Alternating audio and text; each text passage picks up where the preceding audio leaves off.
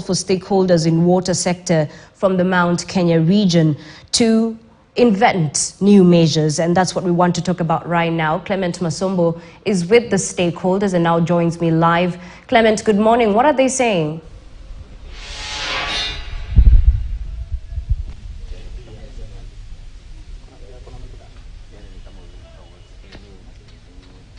Clement, can you hear me? What are the stakeholders saying? All right, we seem to be having a challenge getting Clement, but of course we will be talking to him shortly. Back to the interview, Dr. Guyo Malicha is still here with me. Of course, he's the head of Jamil Observatory. And just to speak on that same issue that Clement Masombo is going to talk about, the fact that we're seeing a trickle-down effect. We saw the other day the Aberdare forest was on fire. We are seeing the levels of the water levels in dams, going down. So what should we do? How should we go about it? Because this is not just going to be affecting some regions, but it's going to be affecting the entire country in general. Yeah, thank you. I think sadly, that's what we're experiencing, because I think the drought, consecutive drought, we call it hydrological drought, meteorological drought. Basically, when there's, deficiency of precipitation. But what happened, I think, when you want to understand how this trickle down into the lowland and the highland, is that in this country we have clear demarcation between the macro landscapes. The macro landscapes are, the mountainous areas, and then there's the lowland, which is, slightly below, the highlands. Okay. The macro, the mountain areas basically serve as our, water towers, what we call the catchments. So when drought, human activities impact the catchment, the potential of getting adequate rainfall from that area also goes down. Okay. I think this is partly a sustained degradation of this water catchment. And when the water catchment areas are affected, because of how the strata of the water flow is organized, it affects the lowland. That's why you see certain boreholes that sustain animals for more than a year dry up within 6 months. The other boreholes, which are deeper, are the only source for water for some of the pastoral groups, in Isiolo, which are around Mount Kenya, etc., Samburu, etc. So what we need to do, I think, it's a mix of things. One, I think, is what kind of investment do we need to sustain in our catchments? Yeah. Areas around restoration, forest landscape restoration is a big thing. And most countries that have actually managed to reverse the impact of these things sustain and put a lot of sustained resources within the catchment restoration. And I think this is something we, on minimum, have to do that through different stakeholders, pulling people, pushing farmers around there through, legislation that gives them opportunities to have certain part of their land on tree cover and etc. If we do that, then I think we will take care of a number of things, because once the catchment is restored, the potential of rainfall deficit almost reduces. If it reduces, then I think you will have the same effect on that. So we need a mix of investment. But I think if you look at the Water Resource Authority, they're really doing very well in terms of demarcating sub-catchment management plans. The reason for sub-catchment management plans is that, ecologically, every county has a water tower. And these water towers are what sustain other systems in the lowland. And by sustaining and structuring investment, having an action plan for long term around these sub-catchments is the way to go. Unfortunate part is that with the, consecutive drought, basically the potential of having sustained reforestation program is not there. Yeah. But when we project and have a very good potential for rainfall, I think we need to double our effort for restoration in this area, because that is our lifeline. If you lose that, then you find the entire country, which you say 80% of Kenya is arid and semi-arid area. So the 20% of the country will also join the other part of the country, which is basically having 100% countries under devastating drought. Is not something we want to face in future. Okay, let's talk about the fact that we can use non-traditional ways to survive this, because we're not sure, we're not certain of the rainfall that is going to come. What are some of the non-traditional ways that maybe you'd suggest the government uses? Yeah, I think, unfortunately, I think there are few non-traditional ways in drought management. Yeah. But I think for me, quite honestly, because of in these areas, I think, because people largely depend on livestock. A livestock traditional way of managing drought is through mobility. Okay. Now mobility has been constrained either by pushing the boundaries of conservation area, the agricultural pockets within the few wetlands that form the fallback grazing area, and etc. So I think we need to go back through the community land management systems to empower institutions within the community to manage the land in the way it's supposed to be managed. If we do that and manage to get a stronger governance institution in place, we will definitely have, I think, literally you find people coming from Wajir to Kitui in search of pasture, which means is that the internal ability to sustain herd within their area has been overstretched. And one of the reasons is also mismanagement of their own resources. Okay. People should be, given opportunity within the indigenous systems to govern their resources, because drought is never going away. It's getting worse, and the earlier they also think along that line, the better. And I think I don't know whether it's non-traditional, but I think it's one of the key things we need to do. I think bringing the traditional, institutions to manage their own things. If you look at, basically, if you've lived in Europe for quite a long time, you see people planning for winter. Yes. And they bulk their stock and having their horses and everything well prepared 2 months in addition to the normal time when winter ends.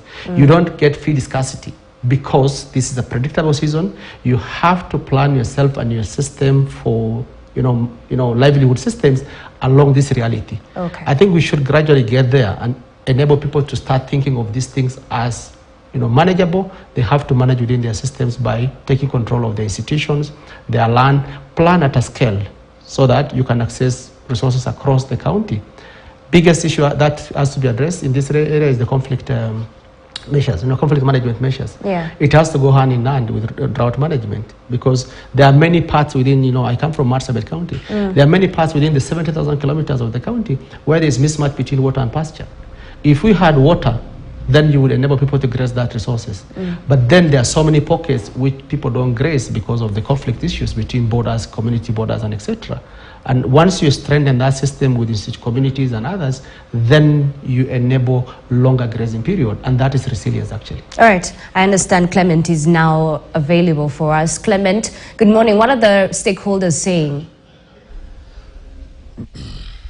Well, very good morning to you, Ashley. Indeed, we are coming to you live from Embu, and we are just outside the Embu Water and Sanitation Company offices here, and we are expecting to have a brief chat with the managing director of this particular water provision company here in Embu, Mr. Dixon Njiru.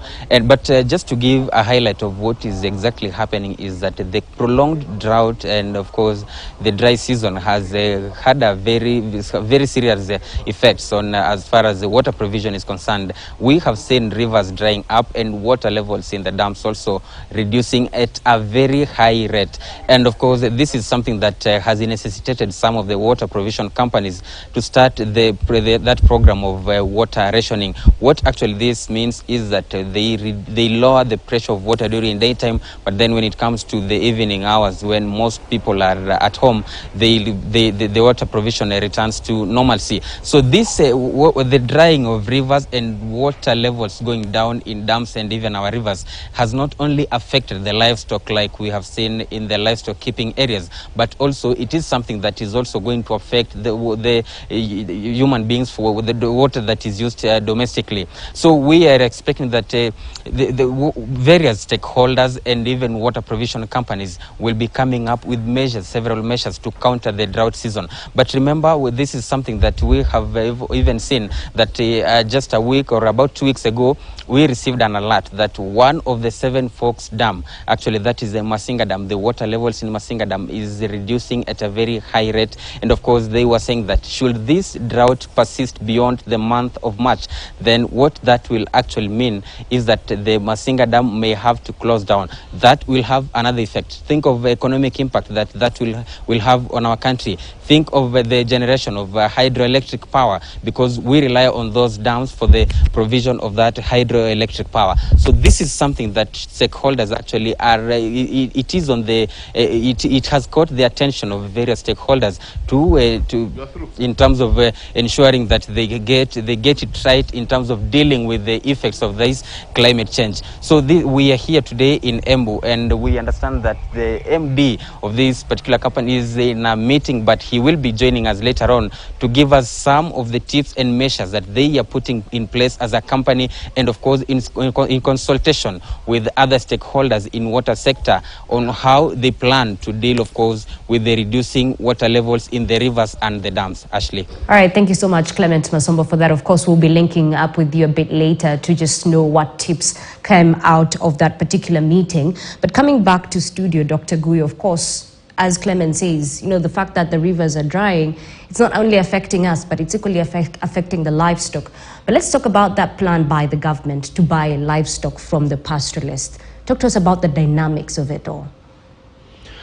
Yeah, I think it's one of the historical and even current measures government used to support pastoralists in court in times of need. I think it's a good thinking if this kind of offtake is done when livestock body condition is very good, you have competitive pricing, and you sell your animals strategically. Okay. Right now, I think the timing in which this is done is very opportunistic, in that you are at the verge, of food insecurity, or extremely your household is food insecure, and then animal body condition is very bad. So my issue is the timing. So when they come and buy animals, let's say largely where I come from, a cow goes for 5,000 shilling. A mature cow that you've kept for 7 years or 6 years, 8 years, you keep animals for quite a long time for some reason. So we do have the pricing, which is a big issue. Yeah. So if you buy animals from me at 5,000 shilling and slaughter the same animal to feed people for a day or two, it could be considered as a support in terms of food security support at that moment for the protein intake and etc. But I think it speaks to the bigger issue within the drought responses. I think government, development partners, and any people who want to work on the market should rather strengthen the market and work on market strengthening backwards, so that I have better connected market. I can sell strategically, sell the animals that can help me maintain the other herd, not just to feed me. Slaughter and feeding me is one part of it, but I think it should be done in a way that I think when drought is coming in July, such intervention should come 3-4 months before time. Actually, an elder in my village once said, this intervention is coming with the vultures, because vultures also descend to feast on the dead animals. Yeah. And then at the same time, government intervention come at the same time. So he says, technically, this intervention we cannot separate. Okay. Who is helping us and who is not helping us, between vultures and those who are coming to the field to support it. All right. Okay, makes sense. But then let's talk about the country in general, even as we, look for forward practical solutions, long-term solutions. We have policies, great policies, but implementation is always the problem. You talked about changing the mindsets. Even as we wind up, what would you tell someone who is watching you right now, watching us right now, and they're in the right position to make a difference? Yeah, I think my parting shot on this is that we need to re-question. I think there's no problem in re-questioning what you do. Yeah. Sometimes you do things repeatedly and expect result, but then sometimes you can see that obviously it's not giving you the result you want. I believe in a school of rethinking, re-questioning, redesigning. And I think at this point in time where we are, we need to embrace that. And we embrace that, I think, how we design our response structure, how do we plan our long-term intervention and investments, how do we plan for pastoralists in the future? These are very important questions and dialogue we need to have. Okay. And then I think once we do that, we get the right institutional capacity to implement. As you said, policy is not we have no shortage of policies in this country. We have shortage of action that implement that policy. We have weakness in financing to implement a policy. So we need to bridge that financing gap. And the only way is to assure that is to have a flexible multi-year financing that helps you achieve what you want to achieve. You don't have a policy, and then you start now looking for money, and then 5 years is gone of that policy. The gravity of the situation keeps on, getting, worsens as you move on. So for me, I think the most important thing is that re-questioning, the same time, we need to look at our response architecture of drought and development, because I think counties have substantial resources devolved to them. But then if county response measures and interventions are not embedded within the bigger framework of ending drought emergency, then we will be working in the same development mode where you tie a rope from one end and someone untie it from the other end. Yeah. So you never achieve the outcome that you want to achieve. So I think lastly is, how do we bridge the short-term intervention with the long-term planning? And I have to repeat that because that's a very important missing gap. And that is why every year we have this, we sleepwalk into crisis, in disasters, drought-related disasters. Okay. So once you question that and resource it, bring investors. There's a very good will of development partners to work on this issue. There's a very good will of vibrant private sector that want to put a bit of effort in this. And I think we need to use that opportunity and turn around this. Okay. And one way maybe is to have a special vehicle around this issue. I think we had, Ministry of Northern Kenya and other arid and semi-arid lands. Yeah. We lost that opportunity. Now we have to rethink this.